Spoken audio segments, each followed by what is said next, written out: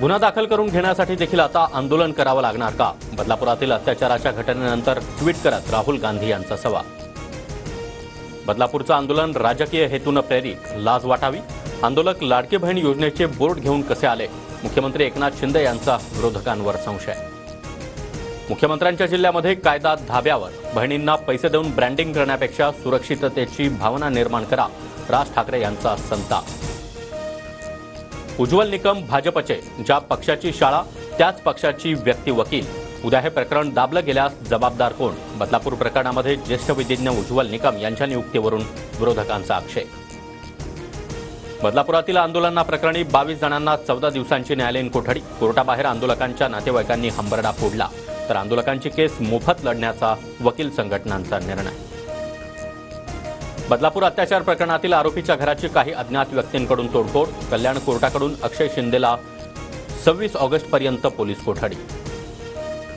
शिंदे गटाच्या वामन म्हात्रेंवर अॅट्रॉसिटी आणि विनयभंगाचा गुन्हा दाखल. महाविकास आघाडी नेत्यांच्या आंदोलनानंतर बदलापूर पोलीस ठाण्यामध्ये गुन्ह्याची नोंद. म्हात्रेंनी महिला पत्रकाराला अपशब्द वापरल्याचा आरोप. सरकारची बदनामी व्हावी यासाठी पत्रकाराला हाताशी धरून स्टंटबाजी. संबंधित महिला पत्रकार ठाकरे गटाचं काम करते आहे. शिंदे गटाच्या वामन म्हात्रेंनी आरोप फेटाळले. मराठा समाजानं मुख्यमंत्री शिंदेंचा ताफा अडवला. लातूरच्या अहमदपूरमधील घटना.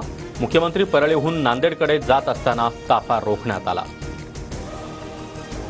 भाजपचे धनंजय महाडिक समजून काढण्यासाठी समरजित घाटगे यांच्या घरी भाजप सोडू नये यासाठी महाडिकांची विनंती.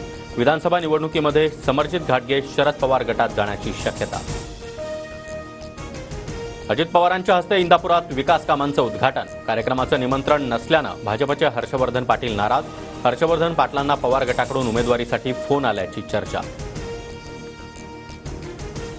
एमपीएससी पूर्व परीक्षेची तारीख बदलण्यास आयोगाचा स्पष्ट नकार. तर कृषी सेवेची 258 पदं समाविष्ट करा, अन्यथा परीक्षा पुढे ढकलण्यासाठी विद्यार्थ्यांचं आंदोलन. उद्या एमपीएससी आयोगाच्या बैठकीत निर्णय. स्वातंत्र्यदिनी तहसील पोलीस ठाण्याच्या आवारामध्ये पोलिसांचा डान्स. व्हिडिओ व्हायरल होतात. चौघांवर निलंबनाची कारवाई. 2 पोलीस कर्मचारी आणि 2 महिला अंमलदार सेवेतून निलंबित. पोलिसांचा चक्क उपजिल्हाधिकाऱ्यांवरच लाठीचार्ज. बिहारच्या पाटणामधील दलित आदिवासी संघटनांच्या आंदोलनादरम्यानचा व्हिडिओ व्हायरल. उपजिल्हाधिकारी देखील संबंधित पोलिसांवर चांगलेच संतापले.